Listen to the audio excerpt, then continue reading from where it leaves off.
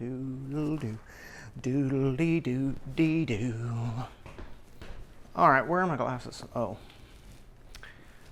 Can't find them without my glasses.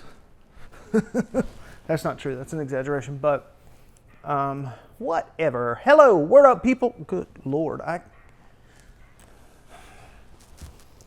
Hold on, I gotta clean these nasty things down. It looks like they were, you know, dipped in mayonnaise and allowed to dry.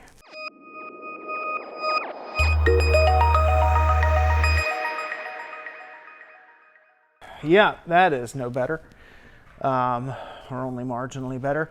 Word up, people. How's it going? It is it is April the 9th, I believe. Yeah, April the 9th. Happy Easter for those of you who celebrate. So I sent my manuscript to my editor today. More specifically, I sent my anthology to my editor today for final proofing. You can tell it's spring because all of my dogs are shedding. All my pets are shedding. And yeah. So let me give you a little bit of insight into what this means. I have sent the anthology manuscript to my editor for final proofing, which means that she has done, because it's a collection of short stories, I did not ask for a developmental edit. I only asked for, my God. Chuck, what is happening? Your fur is like an invasive species on my face. So I got a copy edit on the manuscript, and then based on her copy edit, I wrote new material for several pieces. I revised heavily with at least two of those, three being brand new material. So I sent those back for a copy edit, and I, of course, have been editing those after each of her edits. And today I sent that manuscript off to her for final proofing. Final proofing for publication, which means this is what happens next. She will spend the next couple of weeks proofing the manuscript.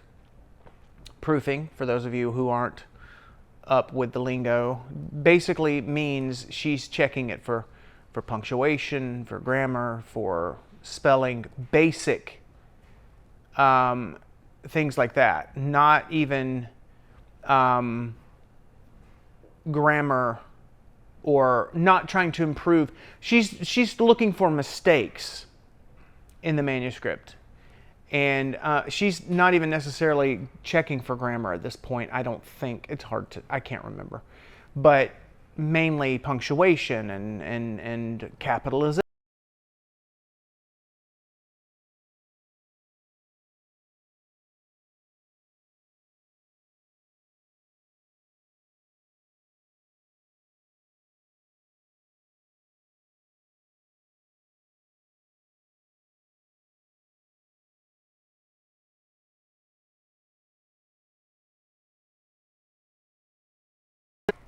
A typo, or there's weird formatting, like there's a paragraph that's indented with an extra indent.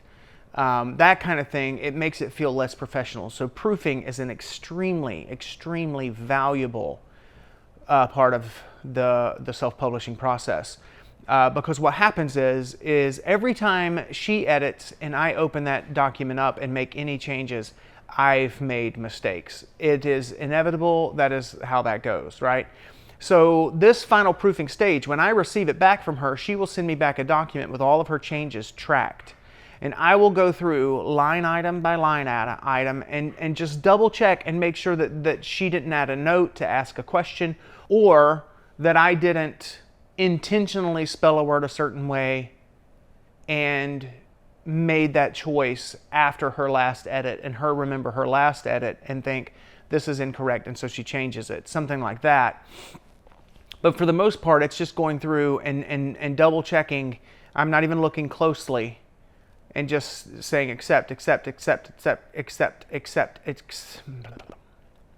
unless she has a question again. And there are occasionally, because she She is my editor at every stage of the manuscript, which usually that's just a developmental edit or a copy edit and a proof, because that's all I can afford at this point. In the future, I would love to do a developmental edit after the first draft, a copy edit like a draft later, and then final proofing as a final edit. And I think that would be a more thorough way to do it, but I can't afford 3 edits per manuscript. So I do a developmental edit unless it's an anthology, and then I do a copy edit. And then the last edit will be the proofing. So because she is so involved with not only the book that is being proofed, she's edited it at least once before, but she's also involved with the series, and so she will sometimes make a little note and say, I did a copy edit here, so just check this and make sure that this is good in the proof. So that's kind of nice, because she catches things at that stage that she would have caught if we did an additional copy edit in between the Devo and the proof, but couldn't afford it. So that's nice, but I just have to pay attention, but working through that document is very quick. So to get up to this point, after my final edits, I did my final read through of the anthology cover to cover, read it as a single entity. Normally I would go away for a weekend, a few days to do that, but because of time and budget restraints, meaning I'm broke and I'm too busy to leave my house, I did that last weekend. I stayed home and I read cover to cover the whole manuscript, which is a really fun process usually, unless I'm burnt out on a manuscript.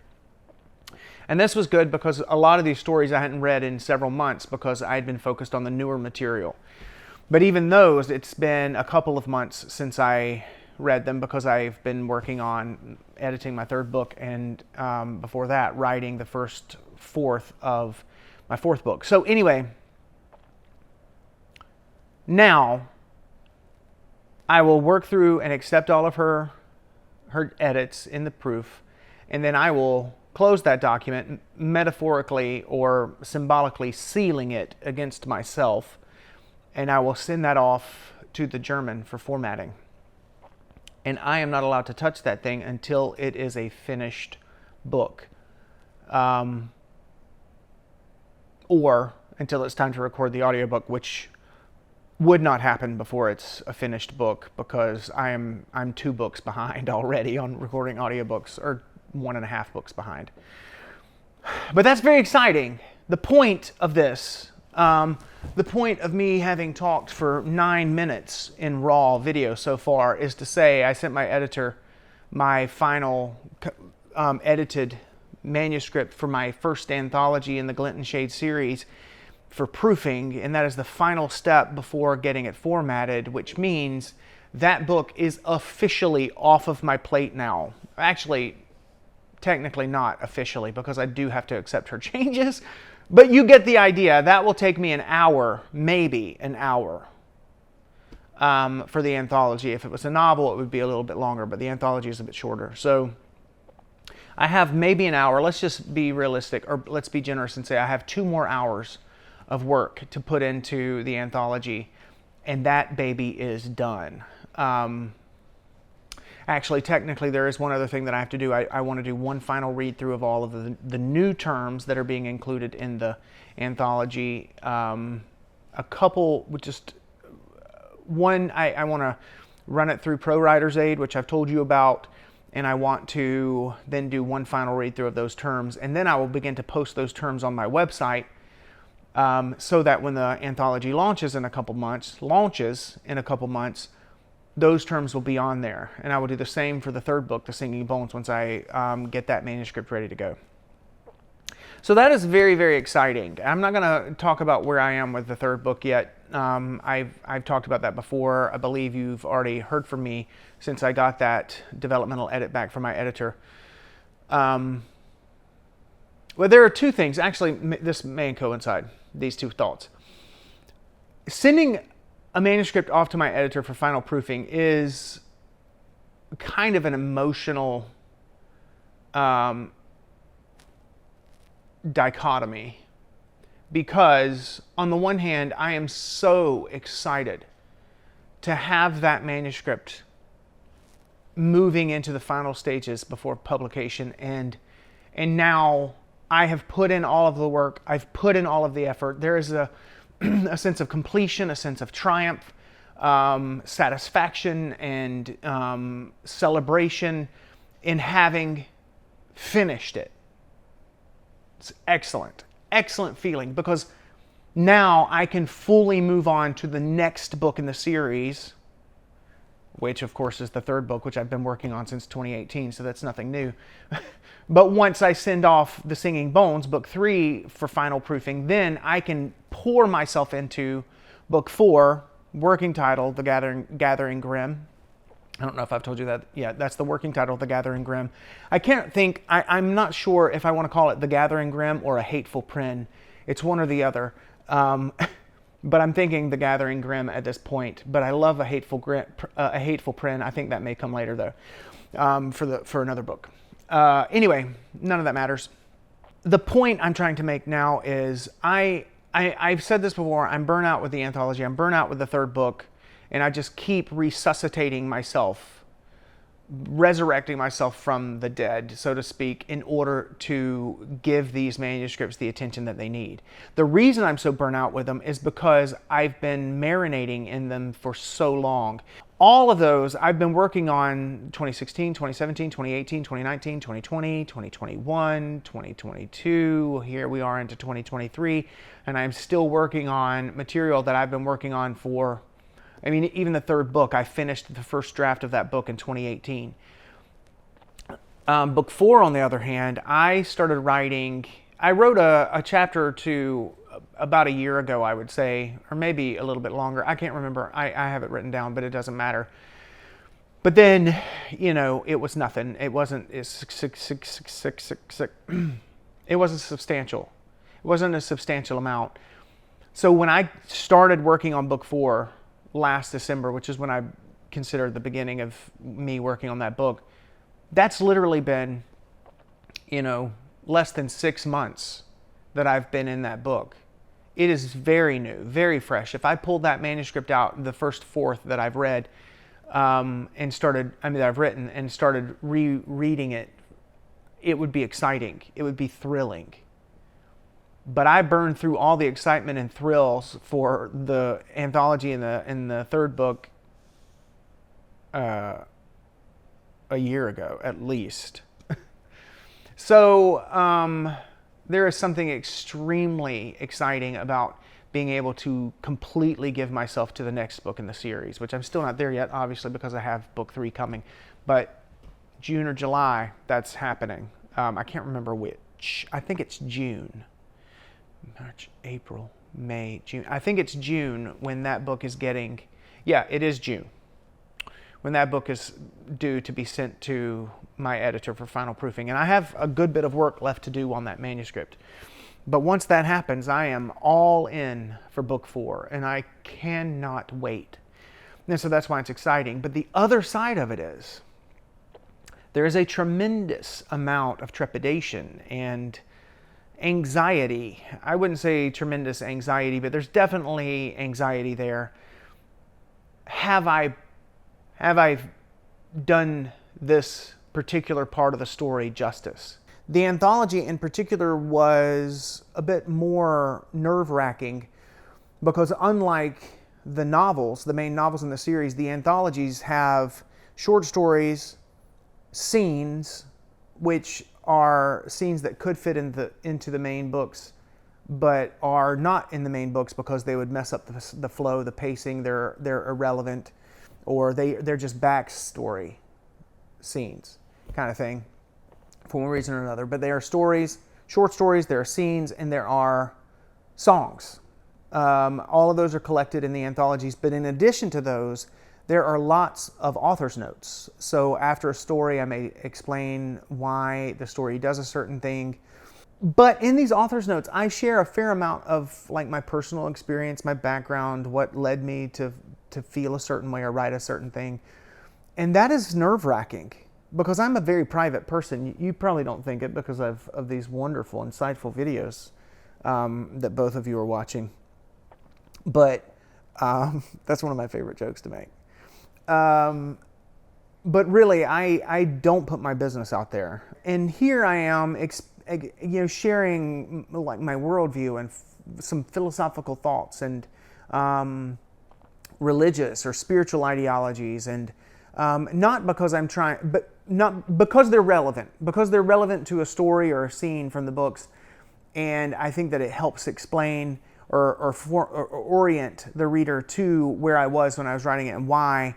And I love that. I used to teach. I taught for many, many years, at least 18, 20 years. I mean, if we're talking about the first time I ever started teaching, I was 14.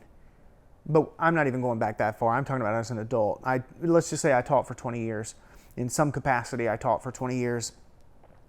And as a teacher at a basically a boarding school for 18 years. So, and I love teaching. And this is similar to that. Yeah, it's nerve-wracking because these are very personal. These author's notes are very personal. I'm not actually being terribly personal, but I am giving some background information I'm talking about. And I don't write books to make a point. I don't write books to try and sway the way people think. But really, I'm writing books to entertain me first, and then my readers. And so it gets kind of complicated, right? There's some, it's not complicated there, but when I'm writing author's notes and I'm explaining my thoughts and my writing process and what motivates a certain thing, that gets complicated because then I don't want to have a platform. I'm not looking for a platform. I'm just looking to write. You know what I'm saying? So it's a little bit nerve-wracking. But there's also the same kind of, or a similar anxiety over the third book because my editor made lots and lots of suggestions on changes and like revolutionary changes to complete. Basically, she told me to rewrite the entire manuscript to hit certain beats. And I made a choice, and I've talked about this before, early into my 2016, 2017, maybe 2018, I don't know, 2019 probably. I just literally counted up from 2016 to 2019, whatever the case may be. Around 2019, I had to choose, am I writing to market or am I writing books that I prefer to read and therefore prefer to write? Because if I'm writing to market or for mass appeal, then that does require a different kind of writing style than what I am aiming for. And what I chose to do is write what I consider, and I know that this is going to sound arrogant, but I am writing or attempting to write what I consider a more literary form of dark fantasy, something that is just elevated above popular fiction. A lot of fantasy is written for mass appeal, and there's nothing wrong with that. That is a valid choice an author makes. It is not the choice I made. And I really want to honor what I feel is the organic flow of the story and not follow, well, this is the way a story should be written. Because life doesn't do that, Life doesn't always have a beginning, middle, and end in a nice, neat package. And of course, my books have beginning, middles, and ends. Beginnings, middles, and ends. But if you plot it on a chart, it doesn't always match what is expected to be correct or most correct. Does that make sense? And I find incredible value when my editor points out where I am not hitting those beats. And even when she suggests how I could reformat the book or develop the book in a different manner, that's what a developmental edit is for the development of this story, not just editing a well-established story. So I pay for a developmental edit because I want her to compare it to her note, her outline and of the beats and all those things. But then I'm going to choose, does it serve the story itself, independent of the fact that there are going to be readers reading the books? Or does it just make it a bit easier for a reader to follow, a bit easier for the reader to grasp? So knowing that I have taken her notes on the manuscript of book 3, where she told me to restructure the entire thing. I did move a couple chapters from the middle of the book to the first chunk of the book, and I am truncating the last section of the book, and I've definitely changed when certain things happen, and I've removed certain things from this particular manuscript altogether because it creates a very muddy water that we're trying to navigate and learn. And I was afraid of that because my books are always going to be complex because life is complex. So it's not going to be, well, this is the protagonist and this is the struggle. This is the antagonist. No, this is the protagonist, and then you've got all of these other main characters who may be antagonists, but they're also protagonists. And then you've got all these outside forces that are conflicting with these people's interactions. But it's not just a conflict, it's usually 2 or 3. And so sometimes I have to weigh, is this going to be too much for my readers to follow? Because I ask you as my reader to trust me and to think for yourself. I am not going to spoon feed you. And if you want to be spoon fed, if you want every word to be explained and every action to be explained, read someone else. And that, I'm not saying that as an asshole. I'm saying that just to be honest. Like, that's not the kind of book that I'm writing. I'm not going to answer all your questions. I am not going to tidy up every book in the series with a nice big ribbon so that everything feels complete. There will always be not only seeds, but entire chunks of story planted in the earlier books that are leading. The payoff will not come until the end. And that's the way I write. And hopefully I am building an audience of people who enjoy reading books like I enjoy reading. And they will value that. They will value the fact that they are invested in the story for the long haul, and that once they finish the series, they can go back and read the first book and see that there were so many references to the last book in the first book, and they didn't know it because they couldn't know it at that point. It is a bit nerve-wracking finishing a manuscript and sending it for final proofing. But it's also fantastic. It is amazing. It really is. Like, it feels great. So, I am going to relax for the rest of the day. It's like 4-ish. It's 4:30. I'm going to relax for the rest of the day. It's Sunday. I've got work tomorrow. And I will jump right back in to the Singing Bones. I've made it past the first third of that manuscript, so I'm making good progress, but I got a lot of work to do before it's done, before it's said and done, and I send it back to my editor for proofing in June. So that's all the news that is news from across the nation. Listen here, people. Take care of yourselves. I say it every time, and I try to elaborate, but that's basically it. Take care of yourself. Make sure you're getting enough sleep. Make sure you're eating healthy and you're exercising. At least you don't have to be a gym rat. I'm not a gym rat, obviously. Actually, I know I look like I would be hot as Flamin' Cheetos in a Speedo, but I can tell you I'm not. I would look like that can of popped biscuits in a Speedo. So,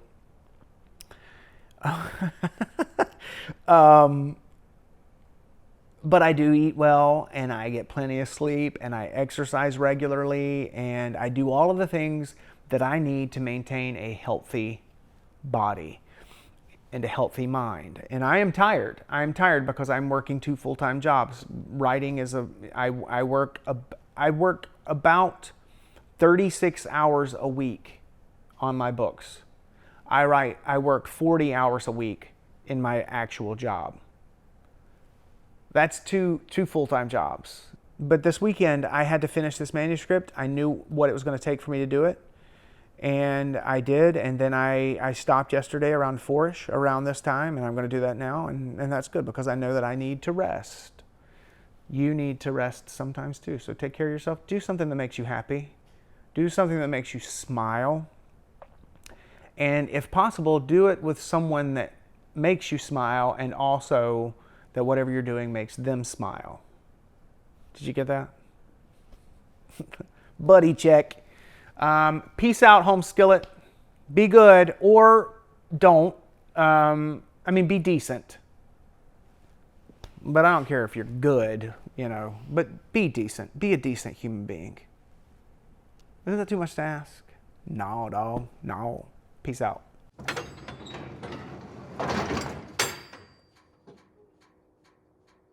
No. Well, here's what you could do. You could give me an ass.